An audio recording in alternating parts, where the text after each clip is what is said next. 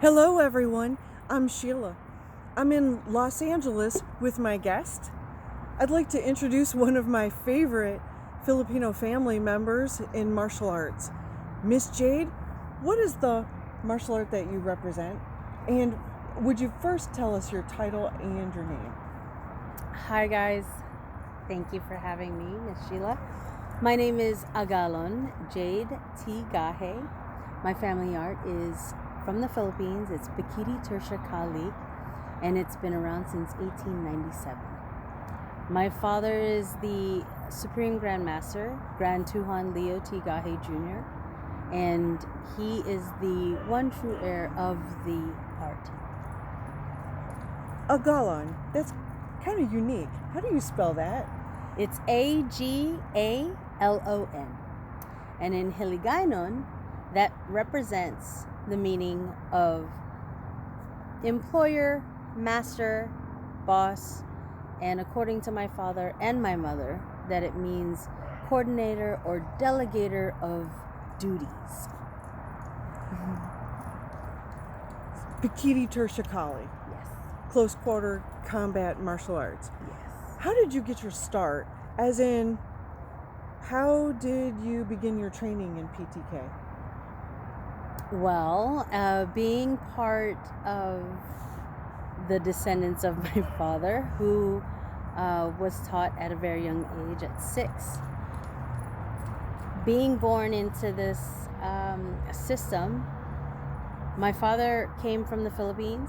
My father and mother came from the Philippines with my older sister to New York.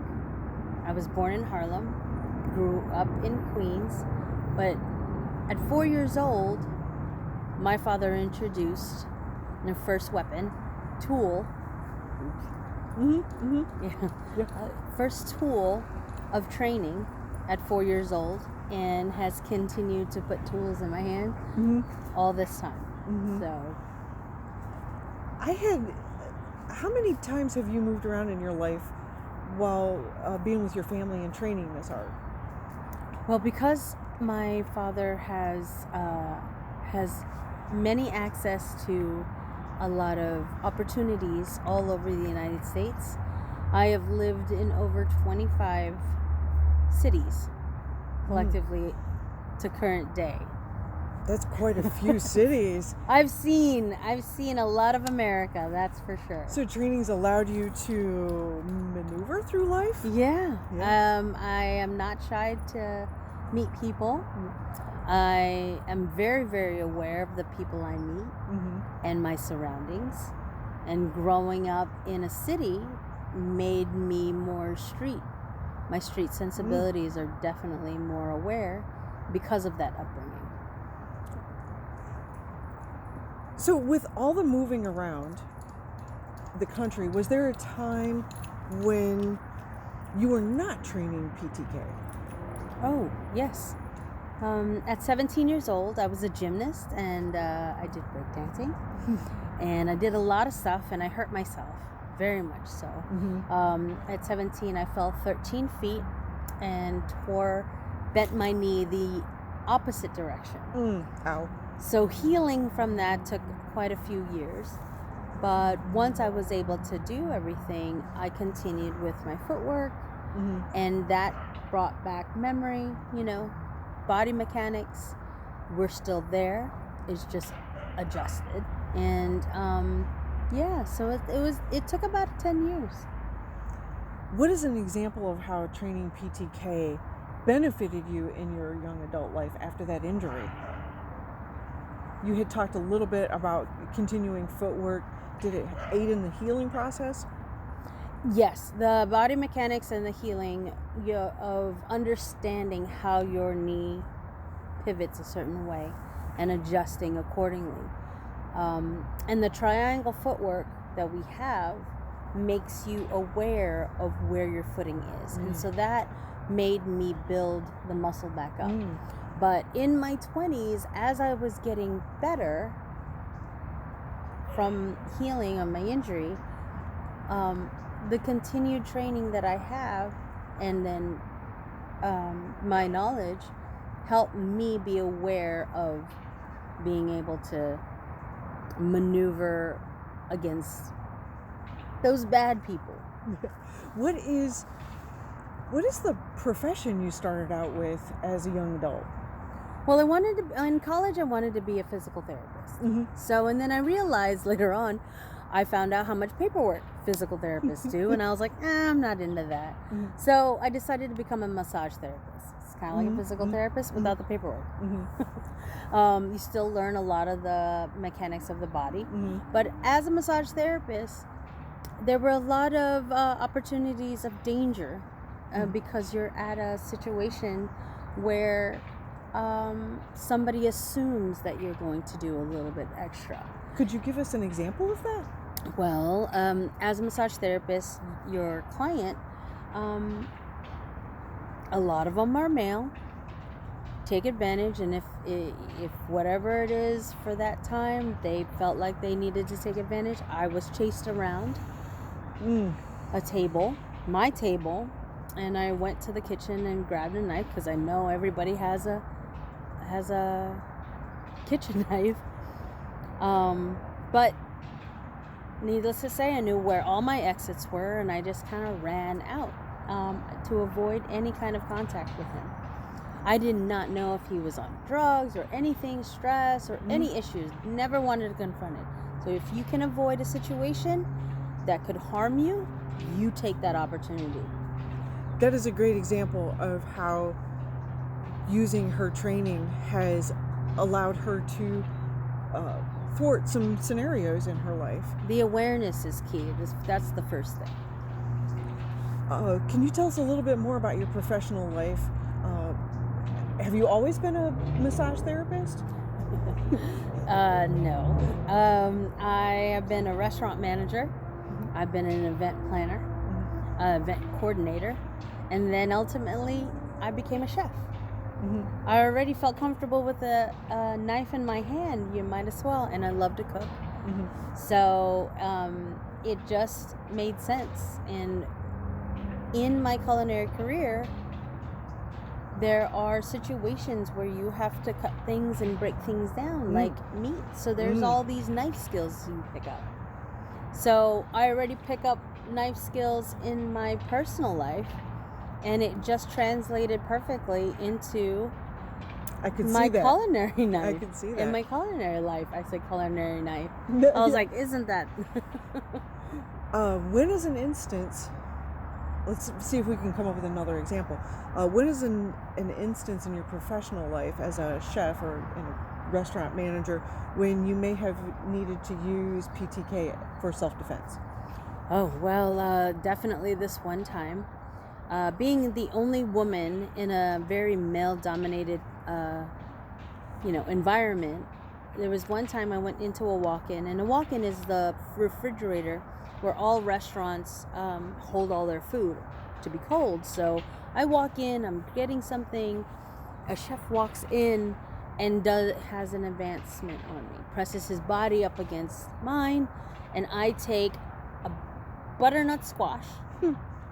Wow. And I jammed it into his throat, and I said, whatever you do from this point on will affect the rest of your life. There was an opportunity, and you used the... Quickly, don't press up against me. What was opportunity there in front of you? Yeah, and it's awareness of space and being able to speak up when it happens. And I don't think, if I wasn't raised in protecting myself and having self-security, I don't think I would have been able to get out of that situation if I didn't have the confidence and the wherewithal to make sure that he knew where I stood. And I want to make sure that all women, especially my daughters, have that voice. I believe that's an important fact for all of us, parents and people. So as a surprise, this is the Jade Chef. She has a little saying that I really enjoy, and it connects with PTK. And what is that? So PTK not only stands for Pekiti, Tirsia, Kali, but in my life, it stands for Prep the Knife. And because there's so much reverence and in the culinary world, for your chef knife, you prep the knife. And prepping the knife not only extends to keeping your blade sharp, but also keeping your mind sharp and keeping your spirit sharp, but also in Pekiti Tirsia Kali, not only using tools for your training, but also relates to your hands as being the knife. So whatever you're doing, you make sure you're able to prep the knife. How have you seen the correlation between a chef and a PTK practitioner? Well, there's a reverence and respect of the blade. There is a if you're willing to slice and dice and understand that there's blood involved, you can handle that. In the kitchen, you have to make sure that your blade is set down and cleaned and everything. Same with PTK. And also, it's a culture.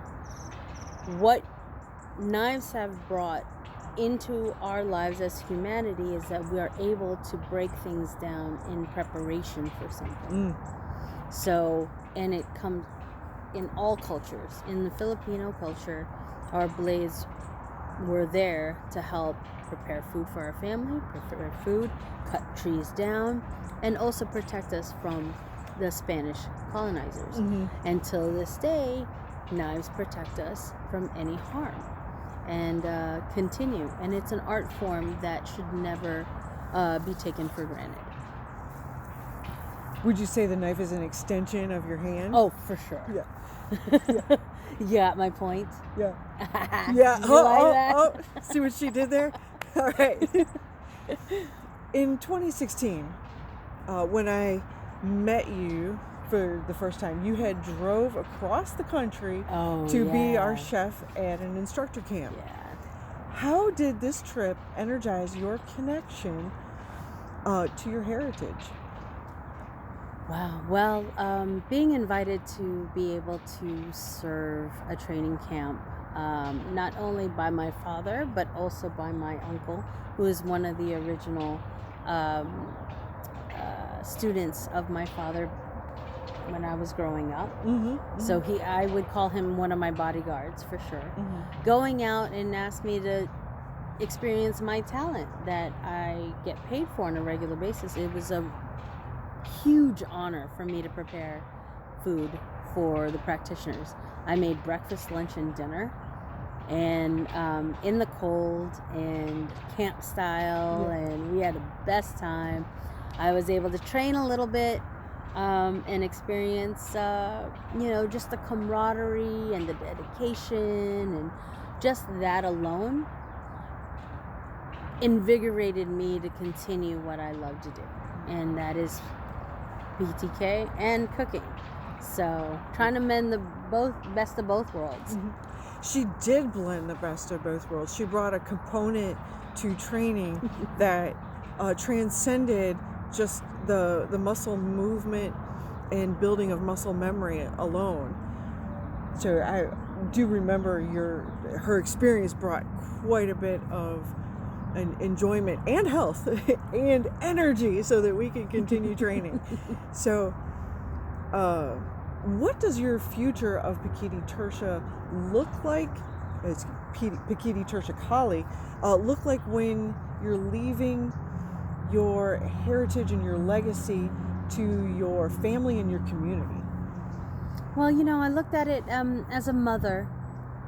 It became more apparent that the importance of our family art to continue. Raising Black Filipino females, daughters, the trials and tribulations that they experience in current day does help with helping them continue their education in PTK, because their self-security and self-protection is more aware because of what we experience and what they experience as biracial children, biracial people. And so now today, not only do they need to learn to protect themselves against harm, but the education that they have about understanding where they come from is so important. Their culture, the respect of the language, and understanding of those ancestors that came before them, that they wouldn't be here without them today. And the family connection between my father and them is so much more important than I could ever ask for. And, you know, they really have taken amazing steps to really investigate what it is that what I do, what our family has done, and pass it on to their friends. And because the respect that they have for me has influenced them to see how important it is to pass this on to others. And my actions speak louder than words. So I hope to influence a lot of mothers and daughters, especially those that are single, have a support system that they can come, you know, and learn to protect their family, because that's where it originally came from. The matriarchs who, when their husbands went off to, you know, battle, the women still had to protect themselves and the tribe and their children from any harm. So they learned the art. And it's no different from today. We are the best warriors because we're trying to protect our children and protect what we own. So I believe that we are the strongest with that natural instinct to protect. That's a strong reason to influence our reasons to continue to pursue an understanding of our heritage in all faiths, walks All of life. Whatever the belief system you have, you still want to protect your family, don't you? So by any means necessary, you will protect your family. And Pekiti Tirsia Kali is been tested and proven that it works. And when danger comes around, that awareness is very, very important. And I just want to share the art, and that's my goal, is to represent, you know, those that came before me, represent the teachings of my father, and continue it, you know, with all that, you know, believe in the same thing. Thank you, Agalon Jade T, Gaje, for being our guest on the Landed Arts channel. It's my honor and pleasure. Thank you. So glad to have you. For a fun exercise, we have created a bubble fighting track. Miss Jade will show us how to prep the knife, Pekiti Tirsia style. Let us know your thoughts in the comments and subscribe for more content. Thank you for joining us.